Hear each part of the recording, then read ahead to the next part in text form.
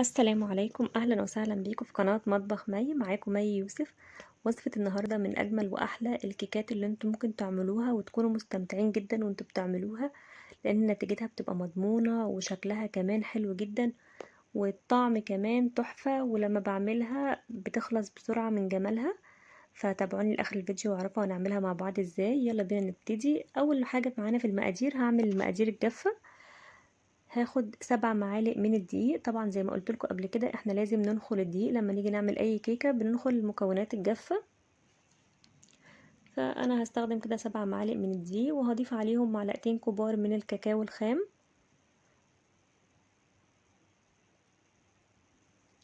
وهنخلهم بقى كده معاكم بالشكل ده.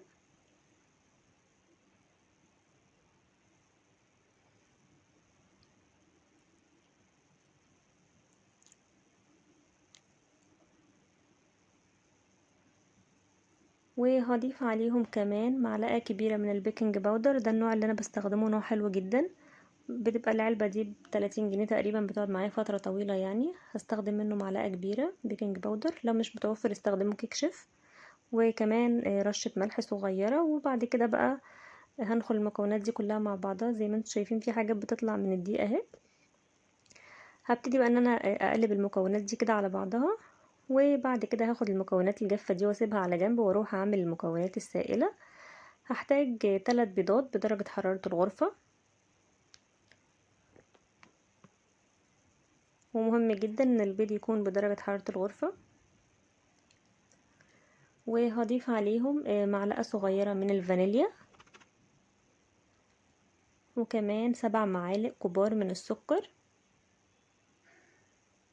الكيكة اللي احنا بنعملها دي اسمها كيكة ال7 معالق، وهي كيكة سهلة جدا وبتعملوها في وقت بسيط. وزي ما انتم شايفين كمان مقاديرها بسيطة جدا. هبتدي ان انا اخلط الخليط دوت لحد ما القوام بتاعه يبقى لونه ابيض. اللون بتاعه يبقى فاتح خالص، مايل ان هو يبقى ابيض يعني.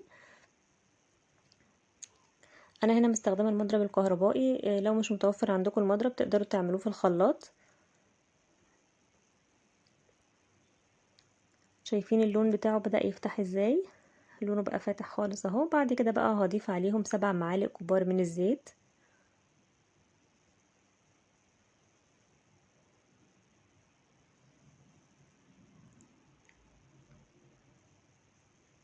وكمان هضيف عليهم 7 معالق كبار من الحليب.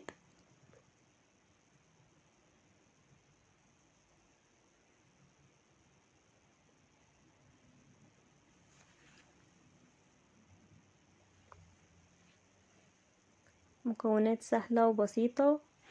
شايفين كده؟ خلاص المكونات بتاعتنا خلاص احنا عملناها كلها كده. بس انا بضرب الخليط مع بعضه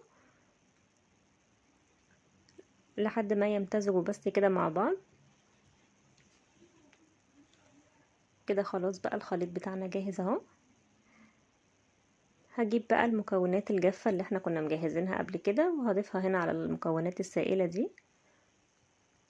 ده الخليط بتاع الدقيق والكاكاو والبيكنج باودر ورشة الملح، ضفته على المكونات السائلة اللي هي عبارة عن البيض والفانيليا والزيت والحليب والسكر.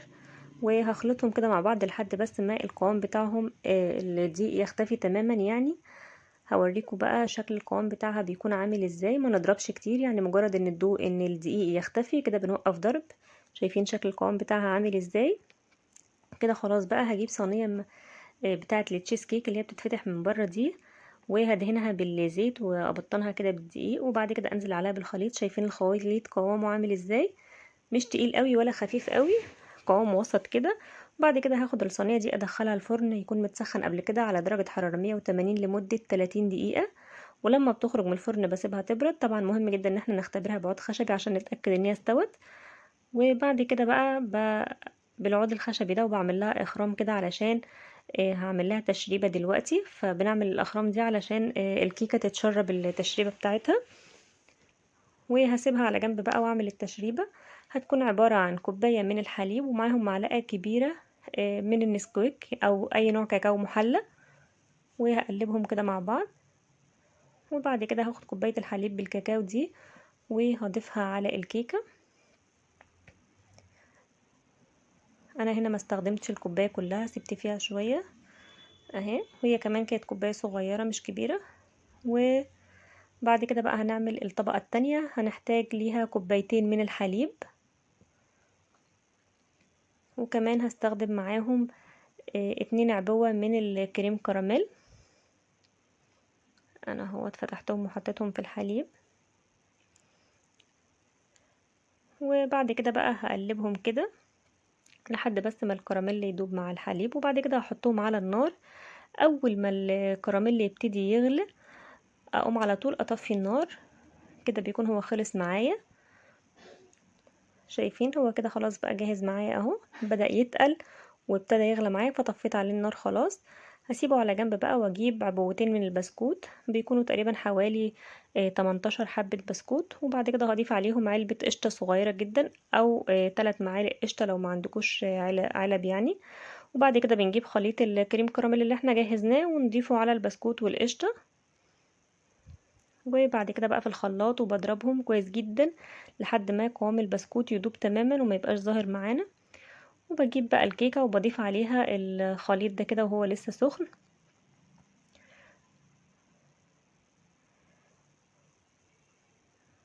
وبسيب بقى الصينية دي تهدى على جنب شوية، وبعد كده بدخلها التلاجة لحد ما الخليط يتماسك تماما 3 أو 4 ساعات.